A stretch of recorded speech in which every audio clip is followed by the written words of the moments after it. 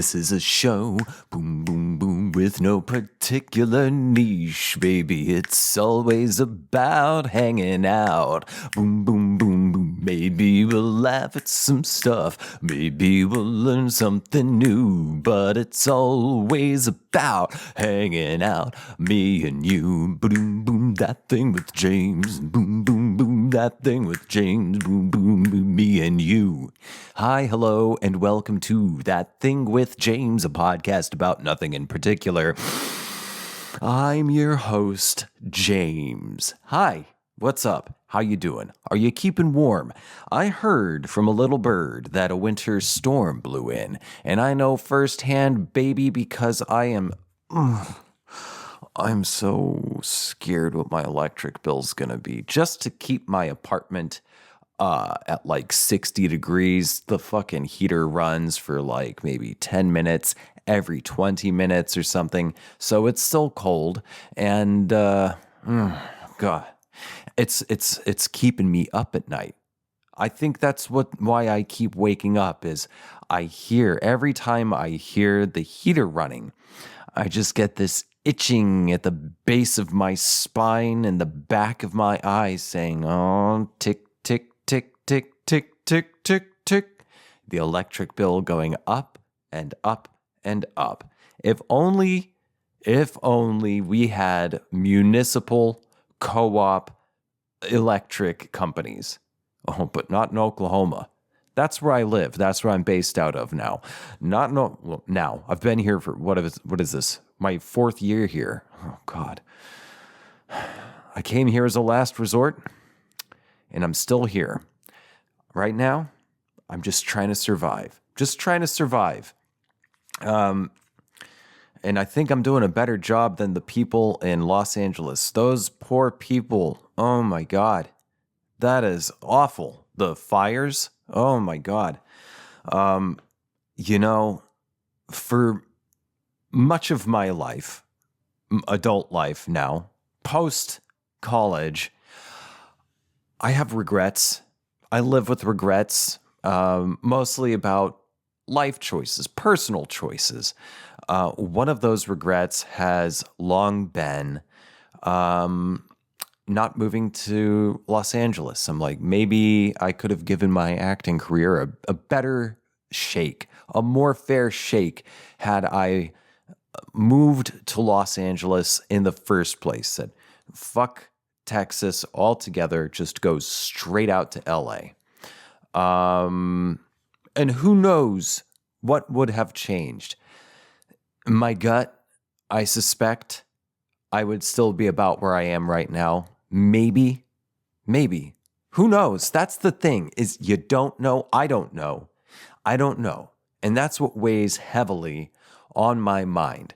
That's what causes me regret, is I don't know. Would I have been better off if I had just moved to LA to begin with? However, if I did, and if I was still there, I feel like right about now, I would not really want to be out there. It's been rough on the entertainment business. I can speak on this because I've been involved in it for, over 10 years now. Holy cow. I've been involved in a professional capacity in the entertainment business for 13 years. I am 37 now, and I feel like I'm really looking my age, and it's just because it's been really cold, and I've been stressed about stuff, day job stuff, bills, am I going to be able to afford to live, that sort of stuff, and I feel like it's really wearing on me, and I don't like that. I want to look young and healthy. I want to reduce my lines. I want to, I don't think there's a lot I can do about how pale I am, but I want to be a little bit more healthy looking pale. And right now I feel like on camera, I don't see myself. I don't have the camera hooked up to a monitor or anything, but I've caught a few glimpses of myself today, and I think I look a little tired. Yeah. It is time for a haircut. I'm not going short. I've got another thing lined up, but you know, I'm not about to go out into the ice and snow to get a haircut just now. I'm going to wait for the weather to clear up a little bit. But yeah, weather, speaking of, you probably know by now in case you didn't. And this episode's going to be like a week past the news, week plus.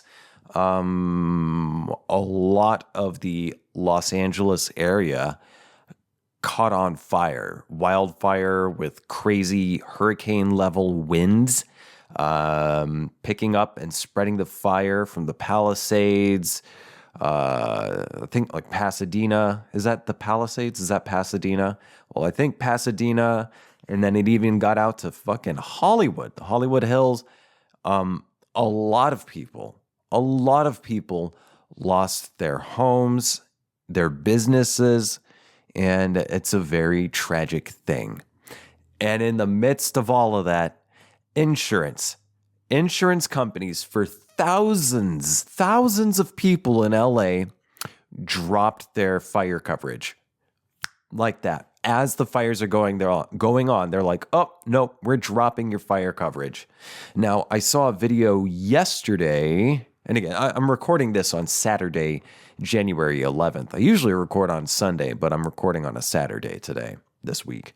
I saw the insurance chief or something like that. Some policy person out in Los Angeles put a moratorium on coverage being dropped or reduced for an entire year for these people. So the companies that, of course, because that's what they do. That's what insurance companies do.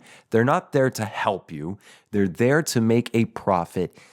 Even if they can get a fraction of a penny, they will do whatever it is possible to do that.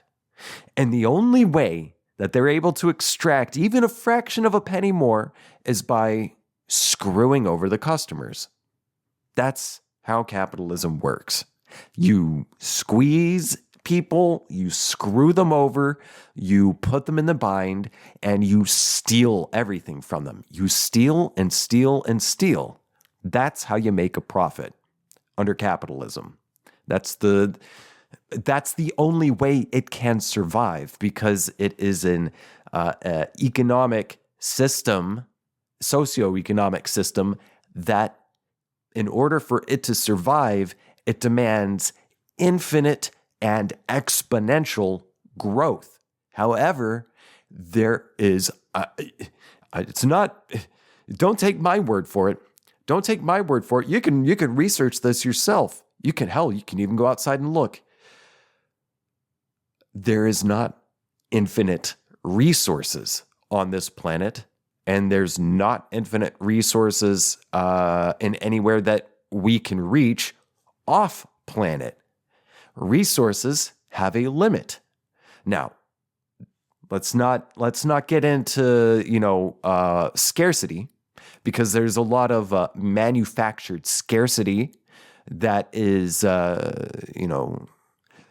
capitalism tends to use the concept of manufactured scarcity to try to get customers, you, rubes, suckers, marks, fools, try to get you to accept less by convincing you that there's scarcity.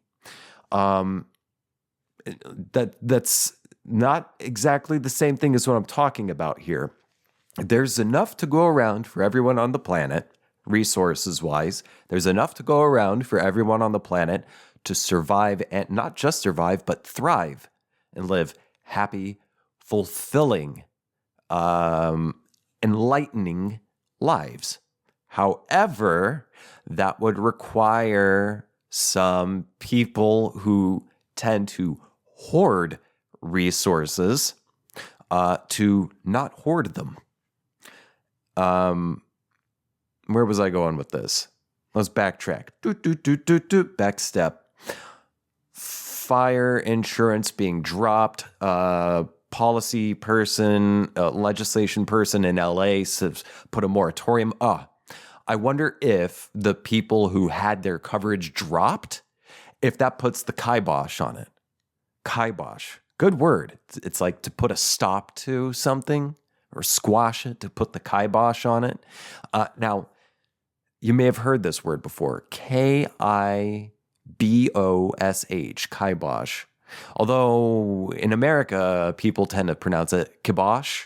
But from, I actually looked this up because I'm curious, because it's one of my favorite words, kibosh, or one of my favorite phrases is to put the kibosh, or so-and-so put the kibosh on subject or whatever, object. In America, some people pronounce it kibosh. In England, they pronounce it kibosh. Some people in America pronounce it kibosh. I'm an American. I pronounce it kibosh. I think it sounds better than kibosh. And it also sounds kind of like a Yiddish word, but there's nothing, there's no real solid etymology for kibosh. Some people think it might have been Yiddish. Others think it might have been derived from Arabic. And then others think maybe it just appeared out of nowhere. Maybe Charles Dickens made it up, I think. Because as far as I found, the earliest recorded use of it in English goes back to mid 1800s England. Yeah, I wonder if this new announcement puts the kibosh on people who were told they were getting their coverage dropped. If it said, no, you have to keep doing that. You have to keep covering them. I hope that's the case.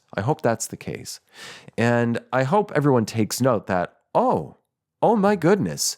So regulations can be placed upon insurance companies.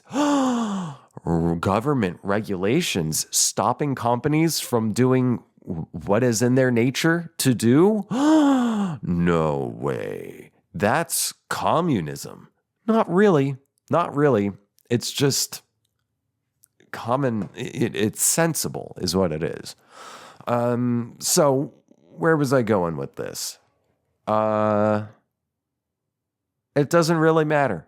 It doesn't really matter because you know what? This is episode 200. Holy shit. Yeah, this is the 200th episode, free episode of That Thing with James, a podcast about nothing in particular, hosted by me, James. Hey, 200 free episodes. Now, I've recorded probably, at this point, over 100? Or over 300. Yeah, all together, including the bonus, the Patreon episodes, I've recorded over 300 episodes. But in terms of the numbers of free episodes, this being a free episode, this is free episode number 200. Yay! Hurrah! Za! How happy, how great, such lovely news. Now, if you want to help celebrate this 200th episode, you can do so by becoming a patron today at patreon.com/ThatThingWithJames. And to those of you who are already patrons, thank you so much for your support. You rock. What do you get? What does it cost? $5. Bare minimum. There's different tiers with different things that I offer in return for your patronage, but bare minimum entrance is just $5. Just $5 will get you 30 days of access to the over 100 bonus episodes of this show. Plenty to keep you entertained for 30 days or more if you want to continue supporting an independent creator, an artist such as myself. Yes, unpublished writer, out-of-work actor, active podcaster. Become a member today, patreon.com/ThatThingWithJames. Why is my mic getting so loud all of a sudden? I'm going to check my equipment real quick. In the meantime, you can also find my links to my socials, subreddit, and show email in the episode description. Give me just a second to check my equipment. I will be right back. Testing, testing. Okay. Everything appears copacetic, functional, Gucci. It's all Gucci. It's all gravy, baby. Yeah. I have some online content pulled up that I might get to. I might not. I kind of, for now, we'll see. We'll see where this episode goes. This show's unscripted. 99% of it is not even outlined. I just go with the flow. If you are a writer, then you may be familiar with the term plotters and pantsers. A plotter is someone who, I was going to say maybe they don't like to, but maybe it just works for them. It's a couple different methods. And again, this is not a one or the other dichotomy thing. It's a spectrum thing. Like all things, it's a spectrum. But the ends of the spectrum, this dichotometric or dimetric, there we go, dimetric approach to writing, usually for fiction writing, but authors in general, or script writers, screenwriters, or playwrights, whatever the case. If you're writing as a creative act, nonfiction or fiction, generally you'll hear about plotters and pantsers. So plotters are those who work best when they have everything planned out, where they have a solid outline worked out. They know the overarching structure. They know what beats or major events or major scenes they want to hit, and they will know what little twists and turns to put in between these so-called beats. They plan it out. They make a roadmap. They make an itinerary, and they stick to it. They don't always stick to it because the plot tends to change. And that's the thing. You can try to be a plotter and then discover you're more of a pantser. What is a pantser? Well, it's not someone who runs up and pulls someone's pants down, runs up behind them and pulls their pants down, because that's a bully thing to do. That's not fun. Don't do that. Unless it's okay. You know the person. It's maybe once. It'll be okay. Maybe a little silly thing. As long as you're not embarrassing the person, as long as you're not humiliating them, it's okay, But generally, it's just kind of a dick move to run up and pants somebody, pull their pants down. But that's not what pantsers are when it comes to writing. Necessarily, at least not in the context I'm talking about. Pantsers is short for a writer who flies by the seat of their pants. That can be, the beat writer style of stream of conscious writing. A lot of it is based in stream of conscious writing, and also stream of conscious writing and, writing by the seat of your pants did not begin with the beats anyway. It's been that way for as long as stories have been told, both versions of storytelling, I'm sure. But for someone like me, I can try to plot, but the story always takes me somewhere else. I am at the whim of the story. I am not in control necessarily. I am a director. I can guide the rudder. I can move the rudder to try to guide the craft, the boat, the raft through the waters. But ultimately, the story itself is riding along the river of creativity. And the river bends and slows and rapids, fasts, whenever it feels like. However it is, it's something bigger than me. And all I can do is do my best to keep the boat from drowning, from sinking, from getting damaged, and guide the rudder around the waters. So that's how I view it. That's how I view writing by the seat of my pants.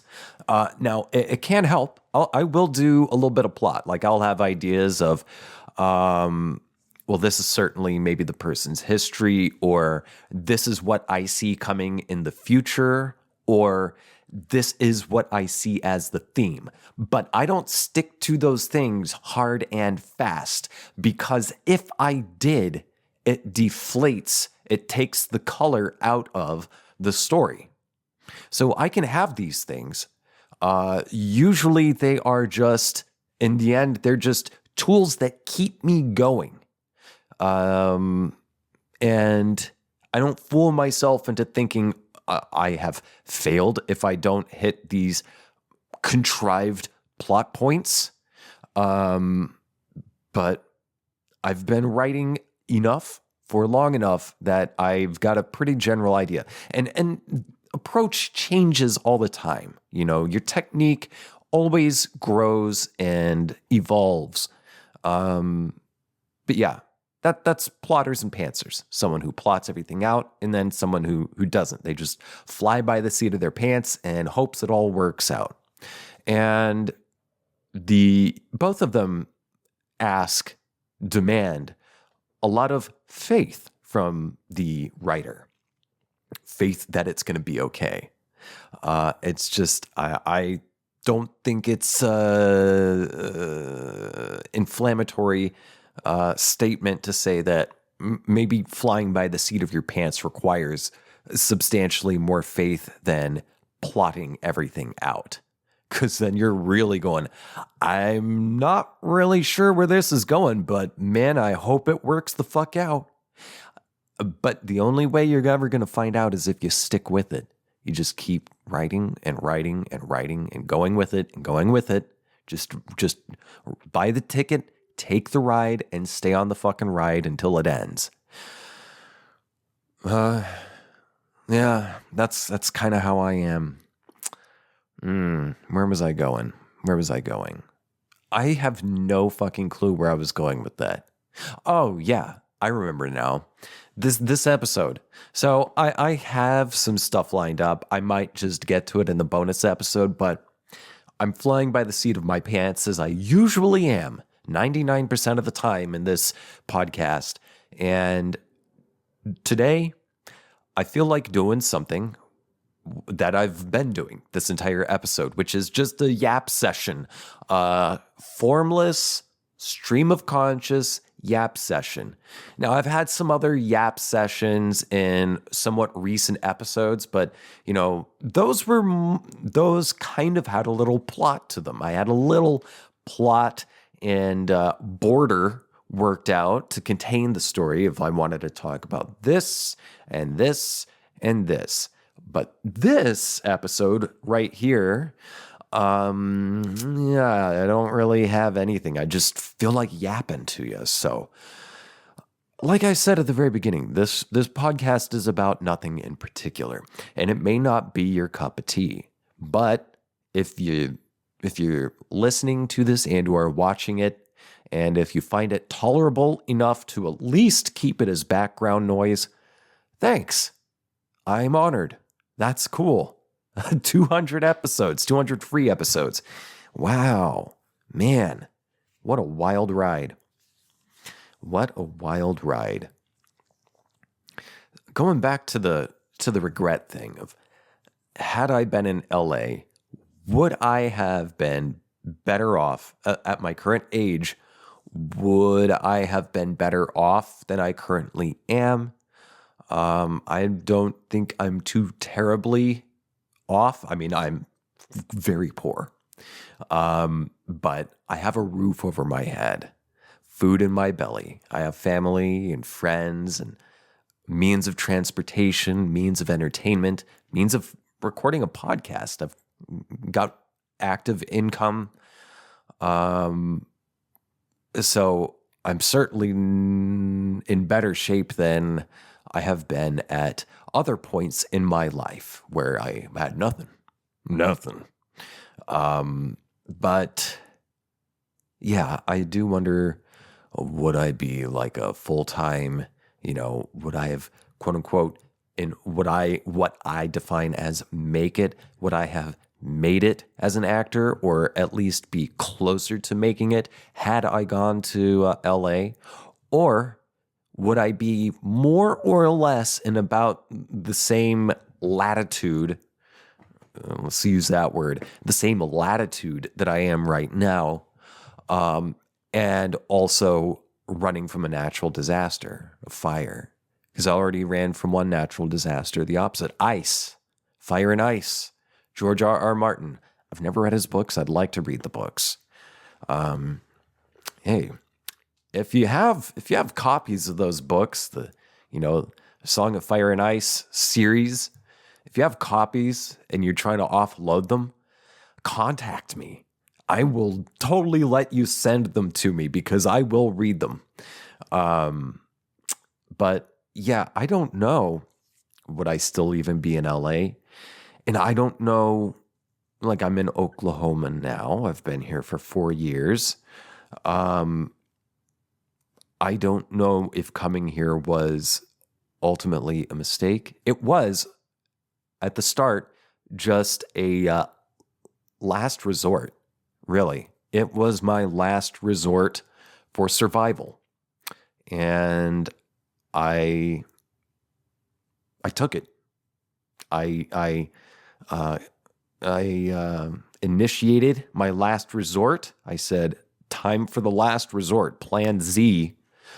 Moved back to Oklahoma, where I mostly grew up, and I survived. I am surviving, and I don't know what's up now. I had originally hoped I wouldn't be here by now. I'd be, in LA or New York City, some cool city that I like a lot. But I'm here, and I don't know if I ended up doing myself a favor. Only time will tell. But I can say multiple times throughout my life, I have made a choice that at the time and during the time afterwards, even a protracted amount of time, that means a long amount of time, perhaps an inordinately long amount of time, I have thought I have made a major mistake. I am failing. I have screwed myself over. I made a terrible choice. Where am I going? Oh my God, I'm going to die miserably, having lived only as a wage slave and never having even come close to realizing my dreams. And then, after some time or a lot of time passes, come to find out, I actually had just done myself a favor. I had done something that I thought was a massive mistake for a long time. I thought it was a massive mistake, and then come to find out, I had actually set myself up for success.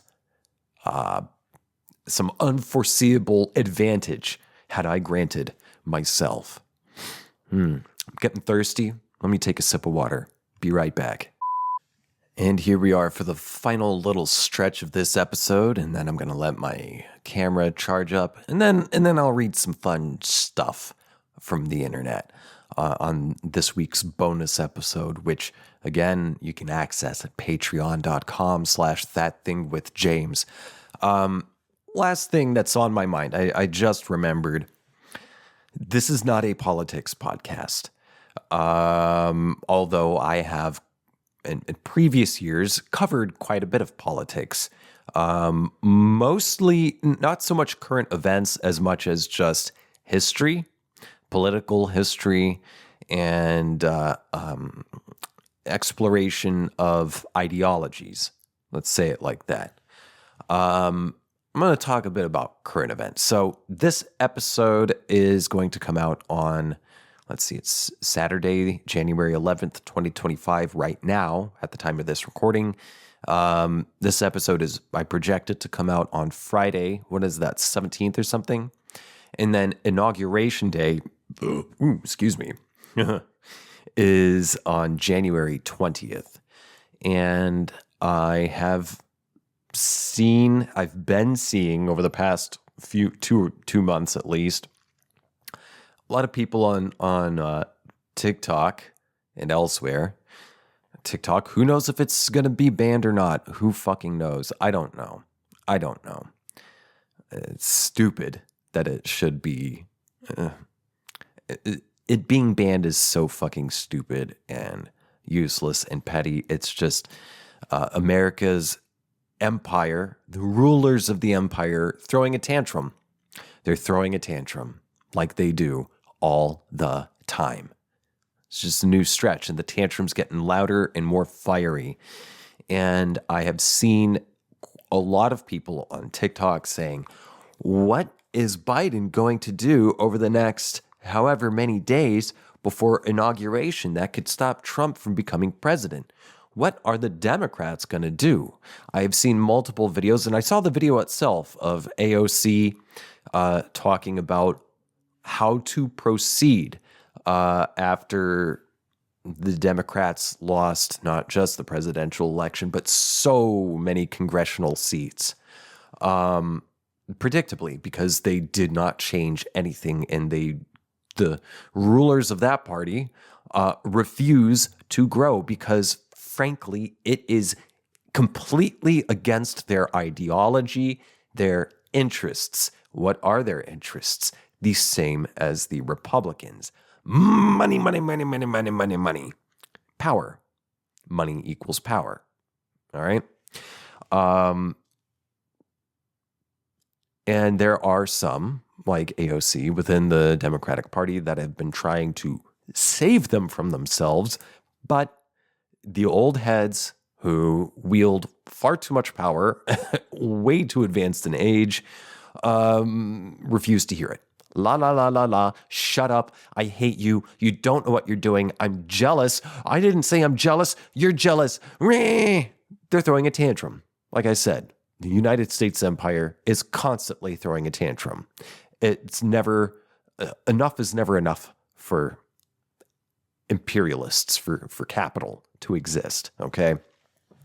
But I have seen quite a few people when AOC was, saying, oh, it's going to take some time, but we're working some stuff out.